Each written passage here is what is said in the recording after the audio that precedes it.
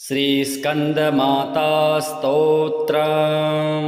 सिंहासनगता नित्यं पदमाश्रितकरद्वया शुभदास्तु सदा देवी स्कन्दमाता यशस्विनी। या देवी सर्वभूतेषु स्कन्दमाता रूपेण संस्थिता नमस्तस्यै नमस्तस्यै नमस्तस्यै नमो नमः। अथ ध्यानं वन्दे वाञ्छितकामार्थे चन्द्रार्धकृतशेखरां सिंहारूढा चतुर्भुजा स्कन्धमाता यशस्वनी। धवलवर्णा विशुद्धचक्रस्थिता पञ्चमदुर्गा त्रिनेत्रा अभयपद्मयुग्मकरां दक्षिण उरुपुत्रधरां भजे। पट्टाम्बरपरिघाना मृदुहास्या नानालङ्कारभूषितां मञ्जीरहारकेयूरकिङ्किणीरत्नकुण्डलधारिणीं प्रफुल्लवदनां पल्लवाधरां कान्तकपोलां पीनपयोधरां कमनीयां लावण्यां चारुत्रिवल्लीं नितम्बनीम्। अथ स्तोत्रम्। नमामि स्कन्दमातरं स्कन्धधारिणीं समग्रतत्त्वसागरामपारपारगहरां शशिप्रभां समुज्ज्वलां स्फुरच्छशाङ्कशेखरां ललाटरत्नभास्करां जगत्प्रदीप्तभास्करां महेन्द्रकश्यपार्चितां सनत्कुमारसंस्तुतां सुरासुरेन्द्रवन्दितां यथार्थनिर्मलाद्भुताम् अतर्क्यरुचिरुविजां विकारदोषवर्जितां मुमुक्षुभिर्विचिन्तितां विशेषतत्त्वमुचितां नानालङ्कारभूषितां मृगेन्द्रवाहनाग्रतां सुशुद्धतत्त्वतोषणां त्रिवेदमारभाषणां सुधार्मिकोपकारिणीं सुरेन्द्रवैरिघातिनीं शुभां सुपुष्पमालिनीं सुवर्णकल्पशाखिनीं तमोन्धकारयामिनीं शिवस्वभावकामिनीं सहस्रसूर्यराजिकां धनञ्जयोग्रकारिकां सुशुद्धकालकन्दलां सुभृङ्गकन्दमञ्जुलां प्रजायिनीं प्रजावतीं नमामि मातरं सतीं। स्वकर्मधारणे गतिं हरिं प्रयच्छ पार्वतीम् अनन्तशक्तिकान्तिदां यशोथ भुक्तिमुक्तिदां पुनः पुनर्जगद्धितां नमाम्यहं सुरार्चितां। जयेश्वरीति लाचने प्रसीद देवि पाहि माम्। अथ कवचम्। ऐं बीजालिका देवी पदयुग्मधरा परा हृदयं पातु सा देवी कार्तिकेययुता सती। श्रीं ह्रीं हुं ऐं देवी पूर्वस्यां पातु सर्वदा सर्वाङ्गं मे सदा पातु स्कन्दमाता पुत्रप्रदा। वाणवाणामृते हुं फट् बीजसमन्विता उत्तरस्यां तथाग्रे च वारुणे नैऋतेवतु। इन्द्राणी भैरवी चैव सिताङ्गी च संहारिणी सर्वदा पातु मां देवी चान्यान्यासु हि दिक्षु वै। सिंहासनगता नित्यं पदमाश्रितकरद्वया शुभदास्तु सदा देवी स्कन्दमाता यशस्विनी। या देवी सर्वभूतेषु स्कन्दमाता रूपेण संस्थिता नमस्तस्यै नमस्तस्यै नमस्तस्यै नमो नमः। अथ ध्यानं वन्दे वाञ्छितकामार्थे चन्द्रार्धकृतशेखरां सिंहारूढ़ा चतुर्भुजा स्कंधमाता यशस्वनी धवलवर्णा विशुद्धचक्रस्थिता पंचमदुर्गा त्रिनेत्रा अभयपद्मयुग्मकरां दक्षिण उरुपुत्रधरां भजे पट्टाम्बरपरिघाना मृदुहास्या नानालङ्कारभूषितां मञ्जीरहारकेयुर्किङ्किणीरत्नकुण्डलधारिणीं प्रफुल्लवदनां पल्लवाधरां कान्तकपोलां पीनपयोधरां कमनीयां लावण्यां चारुत्रिवल्लीं नितम्बनीम् अथ स्तोत्रम् नमामि स्कन्दमातरं स्कन्धधारिणीं समग्रतत्त्वसागरामपारपारगहरां शशिप्रभां समुज्ज्वलां स्फुरच्छशाङ्कशेखरां ललाटरत्नभास्करां जगत्प्रदीप्तभास्करां महेन्द्रकश्यपार्चितां सनत्कुमारसंस्तुतां सुरासुरेन्द्रवन्दितां यथार्थनिर्मलाद्भुताम् अतर्क्यरुचिरुविजाम्बिकारदोषवर्जितां मुमुक्षुभिर्विचिन्तितां विशेषतत्त्वमुचितां नानालङ्कारभूषितां मृगेन्द्रवाहनाग्रतां सुशुद्धतत्त्वतोषणां त्रिवेदमारभाषणां सुधार्मिकोपकारिणीं सुरेन्द्रवैरिघातिनीं शुभां सुपुष्पमालिनीं सुवर्णकल्पशाखिनीं तमोन्धकारयामिनीं शिवस्वभावकामिनीं सहस्रसूर्यराजिकां धनञ्जयोग्रकारिकां सुशुद्धकालकन्दलां सुभृङ्गकन्दमञ्जुलां प्रजायिनीं प्रजावतीं नमामि मातरं सतीं स्वकर्मधारणे गतिं हरिं प्रयच्छ पार्वतीम् अनन्तशक्तिकान्तिदां यशोऽथ भुक्तिमुक्तिदां पुनः पुनर्जगद्धितां नमाम्यहं सुरार्चितां जयेश्वरीति लाचने प्रसीद देवि पाहि माम् अथ कवचम् ऐं बीजालिका देवी पदयुग्मधरा परा हृदयं पातु सा देवी कार्तिकेययुता सती श्रीं ह्रीं हुं ऐं देवी पूर्वस्यां पातु सर्वदा सर्वाङ्गं मे सदा पातु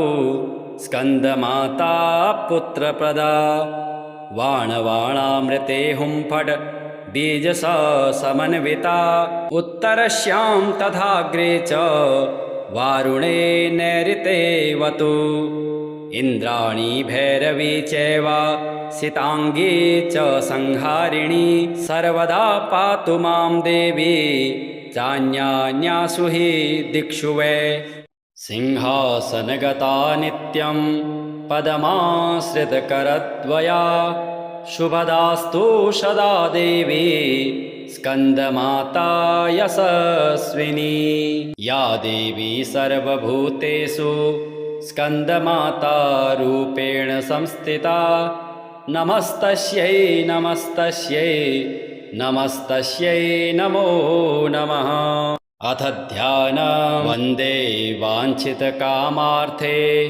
चन्द्रार्धकृतशेखरां सिंहारूढा चतुर्भुजा स्कन्धमाता यशस्वनी धवलवर्णा विशुद्धचक्रस्थिता पंचमदुर्गा त्रिनेत्रा अभयपद्मयुग्मकरां दक्षिण उरुपुत्रधरां भजे पट्टाम्बरपरिघाना मृदुहास्या नानालङ्कारभूषितां मञ्जीरहारकेयुर्किङ्किणीरत्नकुण्डलधारिणीं प्रफुल्लवदनां पल्लवाधरां कान्तकपोलां पीनपयोधरां कमनीयां लावण्यां चारुत्रिवल्लीं नितम्बनीम्। अथ स्तोत्रम्। नमामि स्कन्दमातरं स्कन्धधारिणीं समग्रतत्त्वसागरामपारपारगहराम्। शशिप्रभां समुज्ज्वलां स्फुरच्छशाङ्कशेखरां ललाटरत्नभास्करां जगत्प्रदीप्तभास्करां। महेन्द्रकश्यपार्चितां सनत्कुमारसंस्तुतां सुरासुरेन्द्रवन्दितां यथार्थनिर्मलाद्भुताम्। अतर्क्यरुचिरुविजां विकारदोषवर्जितां मुमुक्षुभिर्विचिन्तितां विशेषतत्त्वमुचितां। नानालङ्कारभूषितां मृगेन्द्रवाहनाग्रतां सुशुद्धतत्त्वतोषणां त्रिवेदमारभाषणां। सुधार्मिकोपकारिणीं सुरेन्द्रवैरिघातिनीं शुभां सुपुष्पमालिनीं सुवर्णकल्पशाखिनीं।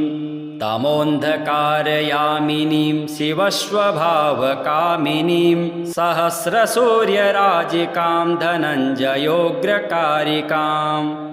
सुशुद्धकालकन्दलां सुभृङ्गकन्दमञ्जुलां प्रजायिनीं प्रजावतीं नमामि मातरं सतीं। स्वकर्मधारणे गतिं हरिं प्रयच्छ पार्वतीम् अनन्तशक्तिकान्तिदां यशोऽथ भुक्तिमुक्तिदां। पुनः पुनर्जगद्धितां नमाम्यहं सुरार्चितां। जयेश्वरीति लाचने प्रसीद देवि पाहि माम्। अथ कवचम्। ऐं बीजालिका देवी पदयुग्मधरा परा हृदयं पातु सा देवी कार्तिकेययुता सती। श्रीं ह्रीं हुं ऐं देवी पूर्वश्यां पातु सर्वदा सर्वाङ्गं मे सदा पातु स्कन्दमाता पुत्रप्रदा। वाणवाणामृते हुं फट् बीजसा समन्विता उत्तरश्यां तथाग्रे च वारुणे नैऋते वतु। इन्द्राणी भैरवी चैव सिताङ्गी च संहारिणी सर्वदा पातु मां देवी चान्यान्यासु हि दिक्षु वै। सिंहासनगता नित्यं पदमाश्रितकरद्वया शुभदास्तु सदा देवी स्कन्दमाता यशस्विनी। या देवी सर्वभूतेषु स्कन्दमाता रूपेण संस्थिता नमस्तस्यै नमस्तस्यै नमस्तस्यै नमो नमः।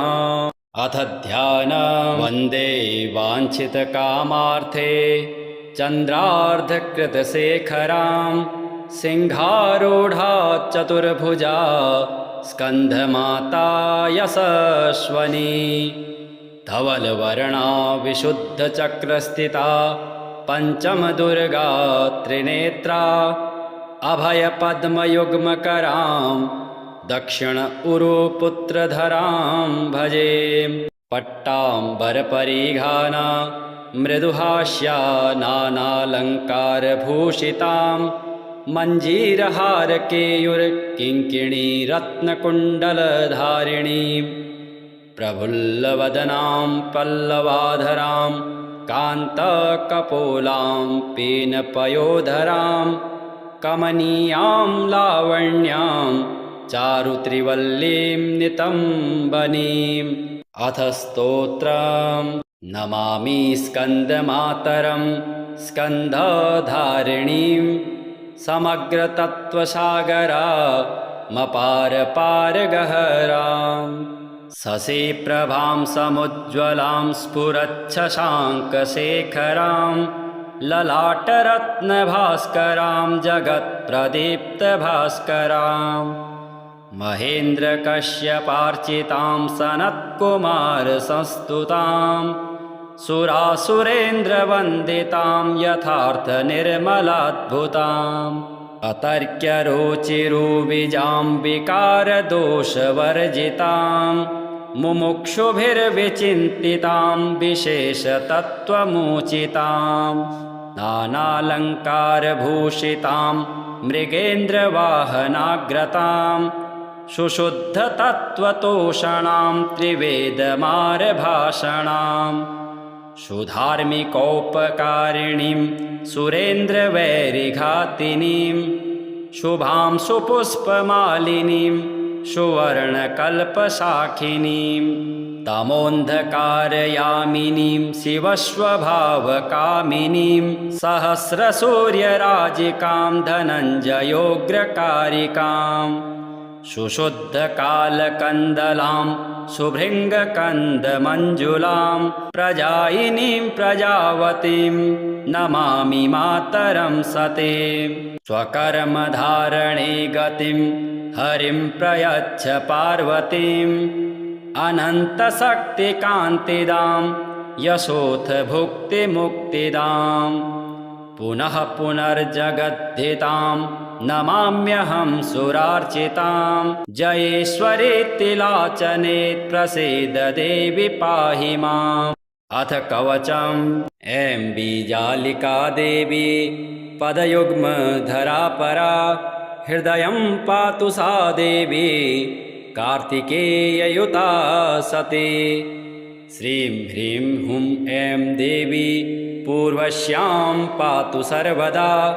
सर्वाङ्गं मे सदा पातु स्कन्दमाता पुत्रप्रदा वाणवाणामृते हुं फट् बीजसमन्विता उत्तरश्यां तथाग्रे च वारुणे नैऋतेवतु इन्द्राणी भैरवी चैव सिताङ्गी च संहारिणी सर्वदा पातु मां देवी चान्यान्यासु हि दिक्षु वै सिंहासनगता नित्यं पदमाश्रितकरद्वया शुभदास्तु सदा देवी स्कन्दमाता यशस्विनी या देवी सर्वभूतेषु स्कन्दमाता रूपेण संस्थिता नमस्तस्यै नमस्तस्यै नमस्तस्यै नमो नमः अथ ध्यानं वन्दे वाञ्छितकामार्थे चन्द्रार्धकृतशेखरां सिंहारूढा चतुर्भुजा स्कन्दमाता यशस्वनी धवलवर्णा विशुद्धचक्रस्थिता पञ्चमदुर्गा त्रिनेत्रा अभयपद्मयुग्मकरां दक्षिण उरुपुत्रधरां भजे पट्टाम्बरपरिघाना मृदुहास्या नानालङ्कारभूषितां मञ्जीरहारकेयुर्किङ्किणी रत्नकुण्डलधारिणीं प्रफुल्लवदनां पल्लवाधरां कान्तकपोलां पीनपयोधरां कमनीयां लावण्यां चारुत्रिवल्लीं नितम्बनीम् अथ स्तोत्रम् नमामि स्कन्दमातरं स्कन्धधारिणीं समग्रतत्त्वसागरामपारपारगहरां शशिप्रभां समुज्ज्वलां स्फुरच्छशाङ्कशेखरां ललाटरत्नभास्करां जगत्प्रदीप्तभास्करां महेन्द्रकश्यपार्चितां सनत्कुमारसंस्तुतां सुरासुरेन्द्रवन्दितां यथार्थनिर्मलाद्भुताम् अतर्क्यरुचिरुविजां विकारदोषवर्जितां मुमुक्षुभिर्विचिन्तितां विशेषतत्त्वमुचितां नानालङ्कारभूषितां मृगेन्द्रवाहनाग्रतां सुशुद्धतत्त्वतोषणां त्रिवेदमारभाषणां सुधार्मिकोपकारिणीं सुरेन्द्रवैरिघातिनीं शुभां सुपुष्पमालिनीं सुवर्णकल्पशाखिनीं तमोन्धकारयामिनीं शिवस्वभावकामिनीं सहस्रसूर्यराजिकां धनञ्जयोग्रकारिकां सुशुद्धकालकन्दलां सुभृङ्गकन्दमञ्जुलां प्रजायिनीं प्रजावतीं नमामि मातरं सतीं स्वकर्मधारणे गतिं हरिं प्रयच्छ पार्वतीम् अनन्तशक्तिकान्तिदां यशोऽथ भुक्तिमुक्तिदां पुनः पुनर्जगद्धितां नमाम्यहं सुरार्चितां जयेश्वरीति लाचने प्रसीद देवि पाहि माम्। अथ कवचम् ऐं बीजालिका देवी पदयुग्मधरा परा हृदयं पातु सा देवी कार्तिकेययुता सती। श्रीं ह्रीं हुं ऐं देवी पूर्वश्यां पातु सर्वदा सर्वाङ्गं मे सदा पातु स्कन्दमाता पुत्रप्रदा वाणवाणामृते हुं फट् बीजस समन्विता उत्तरश्यां तथाग्रे च वारुणे नैऋतेवतु इन्द्राणी भैरवी चैव सिताङ्गी च संहारिणी सर्वदा पातु मां देवी चान्यान्यासु हि दिक्षु वै।